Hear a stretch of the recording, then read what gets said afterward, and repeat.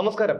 മുഖ്യമന്ത്രി പിണറായി വിജയന്റെ മകൾ വീണയുമായി ബന്ധപ്പെട്ട മാസപ്പടി കേസ് ഇപ്പോഴും വിവാദത്തിൽ തുടരുമ്പോൾ വീണയ്ക്ക് മാസപ്പടി നൽകിയെന്ന ആരോപണമുള്ള മറ്റൊരു സ്ഥാപനത്തിന്റെ മാനേജിംഗ് ഡയറക്ടറെ ശ്രീനാരായണ ഗുരു ഓപ്പൺ യൂണിവേഴ്സിറ്റിയിൽ സിൻഡിക്കേറ്റ് അംഗമായി നിയമിച്ചിരിക്കുന്നു എന്നുള്ളൊരു വാർത്തയാണ് ഇപ്പോൾ പുറത്തു വന്നിരിക്കൊണ്ടിരിക്കുന്നത്.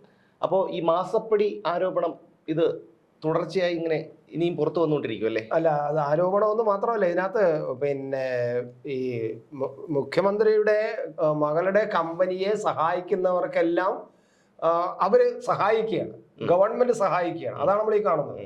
ഇപ്പോ ഈ KMRL എന്ന് പറയുന്ന കമ്പനിയാണ് ഇപ്പോ വിഷയം കൂടുതലായിട്ട് നിൽക്കുന്നത്.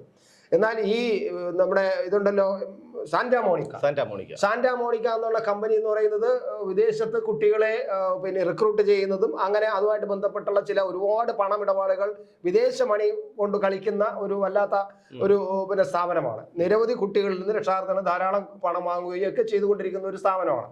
അപ്പൊ ആ സ്ഥാപനത്തിന്റെ ഇടപാടുകളെ സംബന്ധിച്ചുള്ള തീർച്ചയായിട്ടും ഗവൺമെന്റിന്റെ ചില അംഗീകാരവും അനുവാദവും ഇല്ലാതെ ആ സ്ഥാപനം നടത്തിക്കൊണ്ട് പോകാൻ കഴിയില്ല. അപ്പൊ അങ്ങനെ പോലുള്ള ഒരു സ്ഥാപനത്തിന് സ്വാഭാവികമായിട്ടും അതിന് ആ ഒരു അനുവാദം സർക്കാരിൽ നിന്ന് കിട്ടുന്നത് കൊണ്ടും ആ ഒരു സൗകര്യങ്ങളെല്ലാം സർക്കാരിൽ നിന്ന് കിട്ടുന്നത് കൊണ്ടും സർക്കാരിന്റെ തന്നെ റിക്രൂട്ട്മെന്റും കൂടെ ഇവരെ കൊണ്ട് ചെയ്യിപ്പിച്ചെടുത്ത് അങ്ങനെ കിട്ടുന്ന പണം എല്ലാം കൂടെ കൊണ്ടുപോകുള്ള ഒരു നല്ല കമ്പനിക്ക് കടന്നു പോകാൻ അതിന്റെ ഒരു പ്രതിഫലമായിട്ടാണ് വീണ വിജയന്റെ കമ്പനിക്ക് മാസപ്പടി കൊടുത്തു. പക്ഷെ ഇപ്പോ അറിയുന്നത്, കാരണം സേവ് യൂണിവേഴ്സിറ്റി ക്യാമ്പയിനാണ് ഇപ്പോൾ ഇത് ഉന്നയിച്ചിരിക്കുന്നത്. ഇതിനു മുൻപ് തന്നെ BJP സംസ്ഥാന അധ്യക്ഷൻ K. സുരേന്ദ്രൻ പത്രസമ്മേളനത്തിലൂടെ ഇക്കാര്യം ആരോപിച്ചിരുന്നു.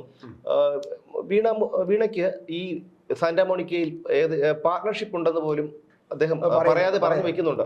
പക്ഷെ അതിന് മറ്റൊരു കാര്യം കൂടിയുണ്ട്. ഈ റെനി സെബാസ്റ്റ്യൻ എന്ന് പറയുന്ന സാന്റാ മോണിക്കയുടെ മാനേജിംഗ് ഡയറക്ടറെ ഈ സിൻഡിക്കേറ്റ് അംഗമാക്കിയതിലൂടെ, ഒരു വിദ്യാഭ്യാസ സ്ഥാപനമാണ്, അവരുടെ ഒരു ക്രെഡിബിലിറ്റി, കാരണം അവരൊരു സിൻഡിക്കേറ്റ് അംഗമാണ്, ഒരു ഓപ്പൺ യൂണിവേഴ്സിറ്റിയിലെ സിൻഡിക്കേറ്റ് അംഗത്തെ ഒരു സിൻഡിക്കേറ്റ് അംഗമാക്കുമ്പോൾ അവരുടെ ഒരു വിശ്വാസ്യത, ആ സ്ഥാപനത്തിന്റെ വിശ്വാസ്യത വർദ്ധിക്കുകയാണ്.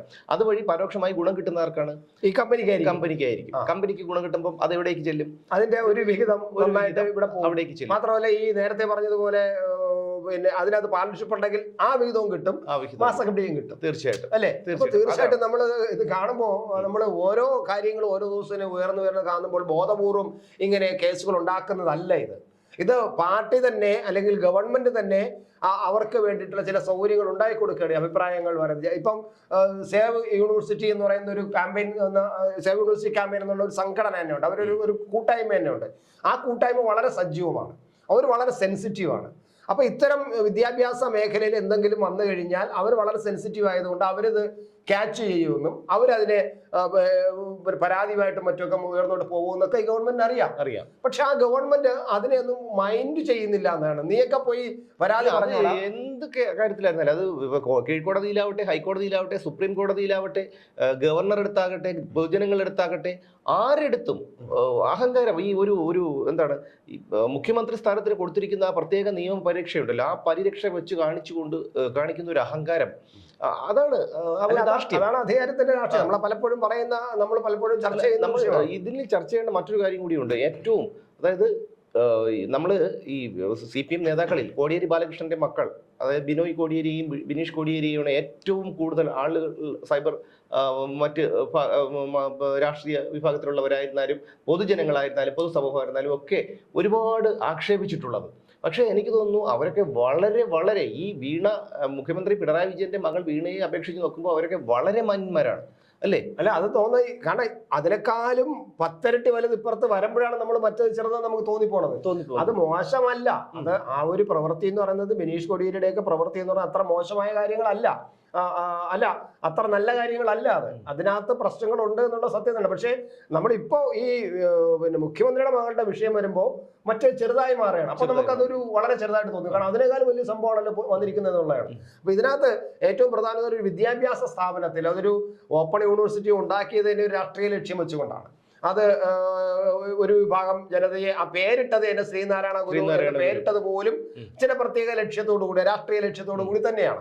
അപ്പൊ അങ്ങനെ ഒരു ഓപ്പൺ യൂണിവേഴ്സിറ്റി കൊണ്ടുവന്നിട്ട് അതിന്റെ സിൻഡിക്കേറ്റ് മെമ്പറാക്കി ഈ വീണയുടെ കമ്പനിക്ക് മാസപ്പടി നൽകുന്ന കമ്പനിയാണ്, ആ കമ്പനിയുടെ തലവനെയാണ് കൊടുത്തിരിക്കുക എന്ന് പറയാം. അതിന്റെ അർത്ഥം നന്ദി രേഖപ്പെടുത്തുകയാണ്. അതായത് ഞങ്ങൾക്ക് പിന്തുണ നൽകുന്നുണ്ടെങ്കിൽ ഞങ്ങളുടെ മകൾക്ക് പാർട്ണർഷിപ്പ് ഉള്ള ഒരു കമ്പനിക്ക് ഞങ്ങളുടെ മകൾക്ക് മാസപ്പടി നൽകൊണ്ടിരുന്ന കമ്പനിയുടെ പിന്നെ MD-ക്ക് അല്ലെങ്കിൽ അതിന്റെ തലവൻ അതിന്റെ മേധാവിക്ക് ഒരു സിൻഡിക്കേറ്റ് അധികാരം കൊടുക്കുക എന്ന് പറയുമ്പോൾ സത്യം പറഞ്ഞ ഒരു ഗവൺമെന്റിന് അധികാര ദുർവിനിയോഗം എന്ന് പറയാം.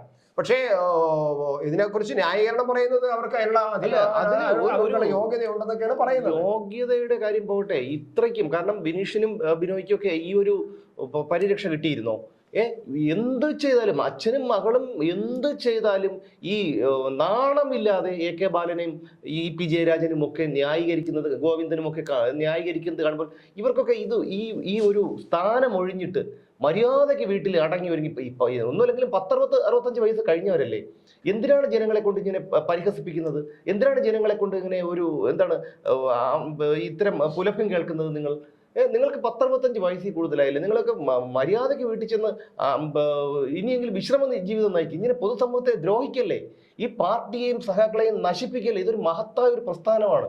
ഈ ഗോവിന്ദൻ മാഷ് എന്ന് പറയുന്ന ഇത് ചിരിയും ചിരിച്ചുകൊണ്ട് പറയുന്ന പറച്ചിൽ എങ്ങനെ ചേട്ടാ ഇതുപോലൊരു മഹത്തായ ഒരു പ്രസ്ഥാനം, EMS-ഉം AKGയും ഒക്കെ നയിച്ചൊരു പ്രസ്ഥാനം ഈ ഒരു വിട്ടി കൂശ്മാട്ടത്തിന്റെ കയ്യിൽ വന്ന് പെട്ടതോടുകൂടി ഈ പ്രസ്ഥാനത്തിന്റെ അധപതനം തുടങ്ങി. അതിനെ ന്യായീകരിക്കാനും ഇതുപോലുള്ള കുറെ എണ്ണം ഉണ്ട്. എന്തായാലും നമ്മുടെ പൊതുവിദ്യാഭ്യാസ മണ്ഡലത്തിലെ പ്രത്യേകിച്ച് ഉന്നത വിദ്യാഭ്യാസ മണ്ഡലം എന്ന് പറയുന്നത് വളരെ കലുഷിതമായി മാറിയിരിക്കുകയാണ്. അതായത് നമ്മുടെ സംസ്ഥാനത്ത് മറ്റ് സംസ്ഥാനങ്ങൾ, അതായത് കേരളത്തിലെ വിദ്യാഭ്യാസ മേഖലയിൽ വളരെ ഉന്നതിയിലാണ്, നമ്മൾ സാക്ഷരരാണെന്ന് പറഞ്ഞെങ്കിലും നമ്മുടെ ഉന്നത വിദ്യാഭ്യാസ മേഖല ഇപ്പോഴും വളരെ താഴ്ചയിലാണ്. കാരണം IAS എടുക്കുന്ന കാര്യത്തിലായിരുന്നാലും നമ്മൾ ഉയർന്ന പതിവിൽ IIT-യിൽ പഠിക്കുന്ന കുട്ടികളുടെ എണ്ണം എടുത്തു കഴിഞ്ഞാൽ അങ്ങനെ നോക്കിക്കഴിയുമ്പോൾ നമ്മൾ ഉന്നത വിദ്യാഭ്യാസത്തിന് വളരെ താഴ്ന്ന നിലവാരമാണുള്ളത്. എന്തുകൊണ്ടാണ് ഇങ്ങനെ നമ്മുടെ ഉന്നത വിദ്യാഭ്യാസ മേഖല ഇങ്ങനെ താഴ്ന്ന നിലവാരം നിൽക്കുന്നത്? അതിനകത്ത് അമിതമായ രാഷ്ട്രീയ വൽക്കരണം നടക്കുന്നത് കൊണ്ടാണ്. അപ്പൊ ഇപ്പൊ പറയുന്ന ഈ ഓപ്പൺ യൂണിവേഴ്സിറ്റി ഉണ്ടാക്കി വെച്ചിട്ട് പോലും സാധാരണ യൂണിവേഴ്സിറ്റികൾ, ഈ ഓപ്പൺ യൂണിവേഴ്സിറ്റി എന്ന് പറയുന്നത് ഒരു സ്വയംഭരണ സ്ഥാപനമായിട്ട് പ്രവർത്തിക്കേണ്ടതാണ്. അവരുടെ സ്വയം ഭരണ അവകാശമുള്ള ഒരു സ്ഥാപനമാണ്. അത് എല്ലാ യൂണിവേഴ്സിറ്റിയിലും അങ്ങനെ തന്നെയാണ്. അപ്പൊ അവിടെയൊക്കെ ഈ CPM എന്ന് പറയുന്ന പാർട്ടി അമിതമായിട്ട് രാഷ്ട്രീയവൽക്കരിക്കുന്നു. ആ സിൻഡിക്കേറ്റ് മെമ്പർമാരെ തിരഞ്ഞെടുക്കുന്നത് കൃത്യമായിട്ടും പാർട്ടിക്ക് എന്ന് പറഞ്ഞാൽ പാർട്ടി നേതാക്കൾക്ക് എന്ന് പറഞ്ഞാൽ ഇപ്പൊ പറയുന്നത് പിണറായിയുടെ കുടുംബത്തിനും ഗുണമുണ്ടാക്കുന്ന ആൾക്കാരെ മാത്രം എടുത്ത് ഒരു സിൻഡിക്കേറ്റ് ഉണ്ടാക്കാൻ, അല്ലെങ്കിൽ സിൻഡിക്കേറ്റിലൊക്കെ അങ്ങനെയുള്ള ആൾക്കാരെയാണ് യോഗ്യത എന്ന് കാണുമ്പോൾ മറ്റു യോഗ്യത ഉണ്ടായിരിക്കാം, അത് വേറെ കാര്യം. അതാണ് കാണുമ്പോൾ നമ്മൾ ഈ ഉന്നത വിദ്യാഭ്യാസ മേഖല ഇനിയും കേരളത്തിൽ ഉന്നത വിദ്യാഭ്യാസം ഈ അടുത്ത കാലത്തൊന്നും ഉയർന്നു വരാൻ പോകുന്നില്ല. അത് ഈ ഒരു ഭരണമാണെങ്കിൽ എവിടെ ഉയർന്നു? അതാണ് പറയുന്നത്. ഈ ഭരണമാണ് ഇങ്ങനെ ഇവരുടെ ഈ രാഷ്ട്രീയവൽക്കരണം. ഗവർണർ പലപ്പോഴും അതാണ് ചൂണ്ടിക്കാണിച്ചിട്ടുള്ളത്.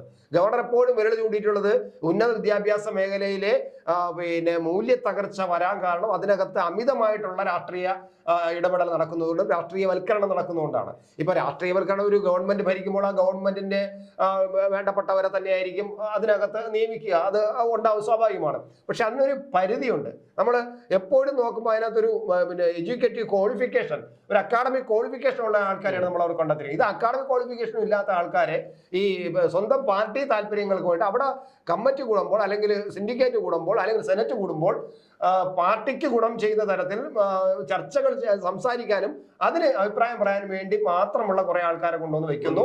അക്കാഡമിക് ക്വാളിഫിക്കേഷൻ ഉള്ളവരെ വയ്ക്കുന്നില്ല. ഇതാണ് ഗവർണർ ചൂണ്ടിക്കാണിച്ചത്. ഇത് ഇപ്പോഴും നടന്നുകൊണ്ടിരിക്കുന്നു. ഈ ഗവർണറുമായിട്ട് ഇത്രയും യുദ്ധം നടന്നുകൊണ്ടിരിക്കുമ്പോൾ പോലും ഈ ഗവൺമെന്റിന് അക്കാര്യത്തിലൊന്നും യാതൊരു പിന്നോക്കം പോക്കുമില്ല. അതിലൊന്നും യാതൊരു പിന്നോക്കം പോക്കും. അത് മാത്രമല്ല, ഈ ഒരു കുടുംബത്തിന് വേണ്ടി നമ്മൾ പറഞ്ഞു വന്ന വിഷയം എന്ന് പറഞ്ഞതാണ് ആ ഒരു കുടുംബത്തിന് വേണ്ടി, അതായത് മരുമകനെ, അതായത് പ്രായപരിധി മാനദണ്ഡം കൊണ്ടുവരുന്നത് പിണറായി വിജയനാണ്. അത് പിണറായി വിജയന് ബാധകമല്ല. എന്നാൽ ആദ്യത്തെ തവണ ജയിച്ചു കയറിയ മരുമകന് മന്ത്രിസ്ഥാനം, ഇവിടെ അതിനു മുമ്പ് ജയിച്ചു കയറി നല്ല പേരെടുത്ത് എത്രയോ പേരുണ്ട്. VK പ്രശാന്ത് അല്ലെ, VK പ്രശാന്ത്, പിന്നെ വേറെ എത്രയോ ശൈല ടീച്ചർ, അതൊക്കെ രണ്ടാമത്തെ തവണ. മുകേഷിനെ ഒന്നും കൂട്ടേണ്ട കാര്യമില്ല, ഉപയോഗമില്ലാത്ത കേസുകളാണ്. പക്ഷേ ഇവരൊക്കെ ഈ ശൈല ടീച്ചറൊക്കെ എന്ത് മികച്ച പ്രകടനമാണ് ഒന്നാം പിണറായി സർക്കാരിന്റെ കാലത്ത് കാഴ്ചവെച്ചത്. ഷംസീർ അതേ ഷംസീർ അതേപോലെ എത്രയോ ആൾക്കാരുണ്ട്. അപ്പൊ ഇങ്ങനെ മുതിർന്ന ആൾക്കാരെ എല്ലാം മാറ്റി നിർത്തിയിട്ടാണ് സ്വന്തം മരുമകന് ഒന്ന് ഓർത്തു നോക്കൂ. ഇതൊരു സുരാജ് ജയിച്ചു വരാൻ സാധ്യതയുണ്ട്. പക്ഷേ സുരാജ് എവിടെ തോറ്റതാണോ ഇനി തോൽപ്പിച്ചാണോ പിന്നീട് അറിയാം. അല്ലെങ്കിൽ സുരാജ് ചിലപ്പോൾ മന്ത്രി സ്ഥാനത്തിന് അല്ല, സുരാജ് അല്ല ഇനിയിപ്പം ഈ പറഞ്ഞ കണക്ക് ഇനി ആര് വന്നു കഴിഞ്ഞാലും ശരി, അയാളുടെ കുടുംബത്തിനെ വിട്ടോ അയാളുടെ മരുമകനെയും മകളെ വിട്ടോ ഒന്നും ചെയ്യില്ല. ഇനി സുരാജ് അല്ല, ഇനി ആര് തലകുത്തി വന്നു കഴിഞ്ഞാലും ശരിയാണ്. പിണറായി വിജയന്റെ സ്വഭാവം എല്ലാവർക്കും അറിയാവുന്നതാണ്. അപ്പം അത്തരത്തിൽ ഒരു പാർട്ടിയെ ഇത്രയ്ക്കും അധപതിപ്പിച്ച ഒരു മനുഷ്യൻ ഇപ്പൊ പുറത്തു വന്നുകൊണ്ടിരിക്കുന്നത് മാസപ്പടി വിവാദങ്ങളാണ്. കോടിക്കണക്കിന് രൂപ വാങ്ങിച്ചു. ഇല്ല, അതെല്ലാം വെറും ആരോപണം. അതെന്താ ആരോപണം? അയാൾ ചെയ്യുന്നതെല്ലാം ആരോപണങ്ങൾ മാത്രമാണോ? ഇപ്പൊ വന്നുകൊണ്ടിരിക്കുന്നതും ഇന്നും ഇതുപോലെയാണ്. ഈ ഒരു പുതിയൊരു മാസപ്പടി കേസ് ഇങ്ങനെ എത്രയോ തവണ എത്രയോ ആൾക്കാരിൽ നിന്ന് ഇങ്ങനെ മാസപ്പടി വാങ്ങിയിട്ടുണ്ടാവാം. അത് പുറത്ത് വരുന്നതുണ്ടാവാം, വരാത്തതുണ്ടാവാം, ഇനി ഒരു കാലത്ത് നമ്മളെ പുറം ലോകം അറിയാത്തതും ഉണ്ടാവാം. അല്ലേ? ഇനിയിപ്പോ എന്തായാലും ഈ സേവ് യൂണിവേഴ്സിറ്റി എന്ന് പറയുന്നത് ഇനി അവർ പരാതിയായിട്ട് മുന്നോട്ട് പോയിട്ടുണ്ട്. മുഖ്യമന്ത്രിക്ക് മറ്റോ പരാതി കൊടുത്തിട്ടുണ്ട്. അവർ കോടതി പോകും. അല്ല, അവർ കോടതി പോകും. അല്ല, ഈ പറഞ്ഞതുപോലെ ഈ ദുഷ്ടനെ പന പോലെ വളർത്തും എന്ന് പറയുന്ന പോലെ വളരട്ടെ, വളർന്ന് പന്തലിക്കട്ടെ. കാരണം നാനാ ഭാഗത്ത് നിന്നും ഉള്ള ഒരു പിന്നെ എന്താണ് ഒരു സമ്മർദ്ദം ഉണ്ടാവാതിരിക്കില്ല. അതിന്റെ എല്ലാം ഫലം അനുഭവിച്ച് തീരുള്ളൂ. എന്തായാലും ഈ ക്ലിഫ് ഹൗസിന്റെ മുമ്പിൽ ഒരു തട്ടുകടയുണ്ട്. നല്ല തിരക്കുള്ള പരിപ്പുവടയും ഉഴുന്നുകൂടെയും ഒക്കെ കിട്ടുന്ന ഒരു തട്ടുകടയാണ്. അവിടെ നിന്ന് മാസപ്പടി വാങ്ങുന്നുണ്ടെന്നുള്ള കാര്യം മാത്രമേ ഇനി നമുക്ക് അറിയേണ്ടതുള്ളൂ. അതുകൊണ്ടാണ് ഞങ്ങൾ ഇവിടെ ഇരിക്കുന്നതുകൊണ്ടാണ് ആൾ കൂടുന്നത്, അതുകൊണ്ട് അതിനുള്ള മാസപ്പടി വേണം എന്ന് പറയണം. അതെ, ഇനി ഞങ്ങളുടെ ഇവിടെ മുഖ്യമന്ത്രിയുടെ ഔദ്യോഗിക വസതി ഉള്ളത് കൊണ്ടാണ് ഇവിടെ ഇത്രയും ആള് കൂടുന്ന ഒരു തമിഴ്നാട്ടുകാർ നടത്തുന്ന ഒരു കടയാണ്. ഞാനും അവിടെ കയറി കഴിഞ്ഞ ഒരു 2 ആഴ്ചക്ക് മുമ്പ് പോയപ്പോൾ ചായ കുടിച്ചതാണ്. നല്ല കച്ചവടമുള്ള ഒരു കടയാണ്. ഇനി അവിടെ നിന്ന് മാസപ്പടി വാങ്ങുന്നുണ്ടോ എന്ന് നമുക്ക് കണ്ടറിയേണ്ടിയിരിക്കുന്നു. എന്തായാലും നാളെ വീണ്ടും കാണാം മറ്റൊരു വിഷയത്തിലൂടെ.